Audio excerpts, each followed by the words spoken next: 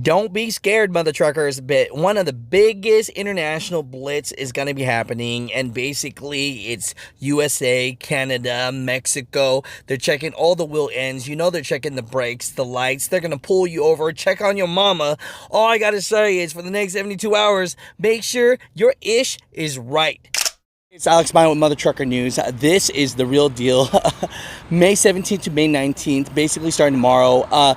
Basically, all DOT is stopping truck drivers over for wheel ends, man. But one of the biggest 72-hour blitz of the year. So, Mother Truckers, all I got to say is I'm not telling you not to drive in these last 72 hours, but I'm letting you know that during May 17th and May 19th, this is an extremely big blitz. And they say it's about safety and not money. But we know what time it is. Mother Truckers, comment down below.